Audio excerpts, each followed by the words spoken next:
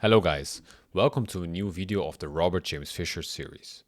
Today we'll look at the game of Arthur Bisguier against Robert James Fischer. And in last video we ended off in the Canadian Open of 1956.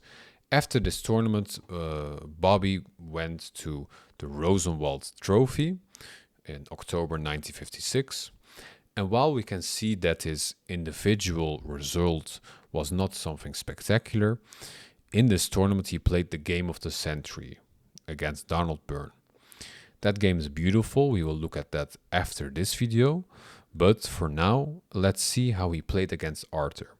And Arthur and Bobby played a total of 15 games, in which Bobby won 13 times, they drew once, and he lost once. And we'll actually see their first encounter, how both players played. Arthur starts with white. He's an international master during this time. Bobby's still a national master. And Arthur plays d4. Here comes knight f6, c4, and g6, going for a king's Indian defense. Knight c3, bishop g7, and e4. Very classical, very normal. d6, and now white plays f4. This is a very aggressive approach for white against the king's Indian. Well, the problem with this is that you can easily overextend too much. So if you try to push too soon, it will get very bad for white because you didn't develop much pieces, and after those pawns are lost, you can get in a lot of trouble. So Bobby Fischer here castles it out, knight f3 and c5. Now comes bishop e2, c takes d4, knight takes d4, and knight c6. Very standard, very normal till now. And here Arthur doesn't want to the knight to take his knight. He can actually just develop his bishop. So for example, bishop e3, knight takes d4, bishop takes d4. This would be fine for white. You're pressuring black's good bishop, so that would have been fine. But he decides to save his knight and play knight c2. And later on we will see a very important role of those two knights. So you can argue that it was a very nice decision. Now comes bishop d7. And this move I'm not so a fan of. Why? Well, it looks like a very normal developing move. But the problem here is that in this opening, the 4 pawns attack, you push those 2 pawns and you want to accomplish e5. And with the knight still on f6, this move will be met easier. So how can we prevent that? By playing a knight d7 and bringing the knight to c5, where it has a very nice square. We're also opening up the scope of the bishop that way. That can maybe double the pawns. So Bobby plays bishop d7, and with playing bishop d7, with this push later on, the knight only has the e8 square, which is really passive actually. So yeah, let's see what Arthur does. He decides to castle here, and after castles comes rook c8. Just a normal move, going to the half open file later on. Now comes bishop e3, a very nice developing move, attacking the a7 pawn. And now comes knight a5.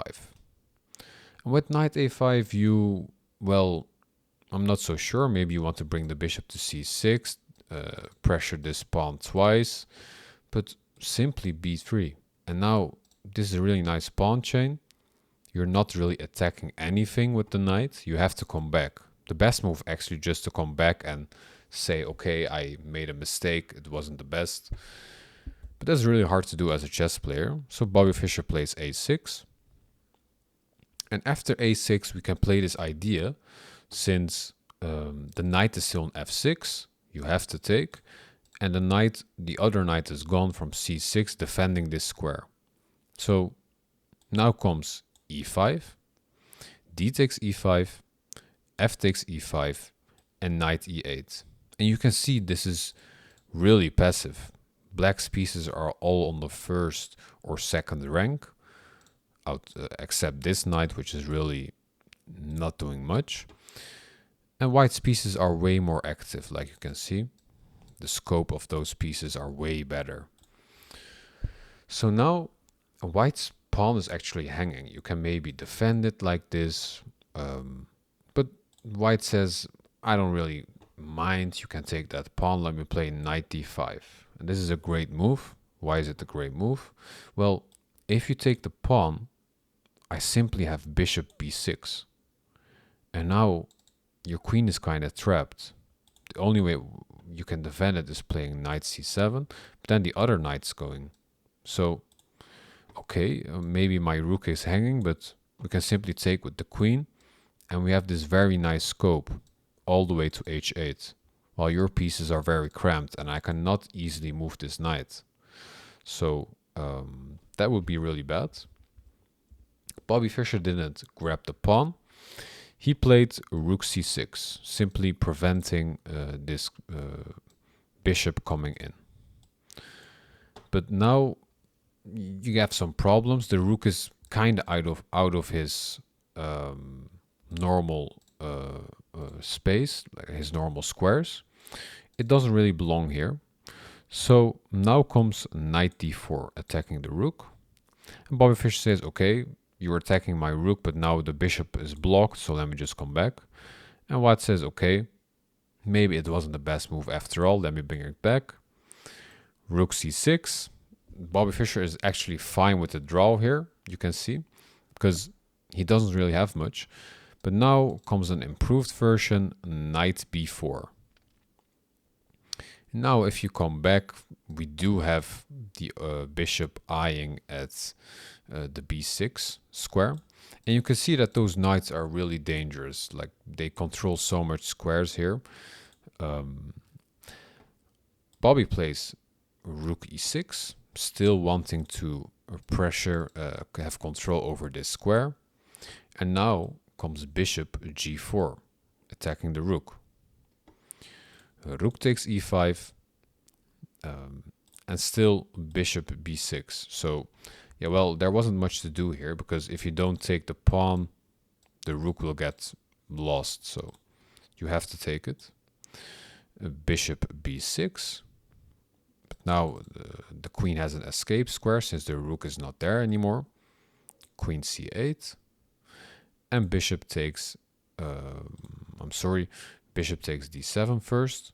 Queen takes d7. And now we have bishop takes a5. Now we have e6, knight d3, a very nice intermediate move, pressuring the rook instead of moving away the knight. Here comes a rook h5. And now we have this really nice move. Again, pressuring the rook, saying, I don't mind if you take it, I'll take your rook. And now comes a rook f5, attacking the knight. The other knight is hanging. But now comes bishop to b4. It's a nice move, attacking the rook. And your rook is kind of trapped. It has nowhere to go. E takes d5. Bishop takes f8. And here it's very important to not take the rook here. It is, the best move is to actually just take the f8 bishop with your king. Because if you decide to take the rook, you'll take back with the queen. And when you take the bishop, the queen will get in. And that's actually what happened in the game. So, yeah, it's another big mistake taking the rook here. I do understand it, but the best way to continue here is to just take the f8 bishop with your king and move on. White will probably play rook c1 and the game goes on. But after taking the a1 rook, queen takes a1, king takes f8, and now comes queen h8 check, king g7, king e7, rook e1, king d8, and now a knight takes d5. And you can see white's pieces are very nicely coordinated. When you look at the pawns and the pieces, it's actually equal, but black's pieces are just so much more cramped and uncoordinated that white's position is way better. So black doesn't really have much here. It's just a waiting game now, seeing what white's going to do. He plays queen c6. Here comes queen f8, maybe wanting to go to b4, then to a5 with check. And black just waits. There's not much to do. Queen d7, rook d1. And here Bobby makes the final mistake, which is rook f6. And after rook f6, Arthur plays queen takes e8, sacrificing the queen. Why does this work? If you take with the queen, simply taking back. And if you take with the king, it's a fork again. So after this move, Bobby Fischer decided to resign the game. And what I really like about this game is how nicely the knights played it out. And yeah, you can see that maybe Bobby didn't really have experience with the 4-pawn attack in the beginning of the game. And he should really just move away his knight and keep the other knight on c5 to defend the e5 square. After this game, we'll look at the game of the century against Donald Byrne.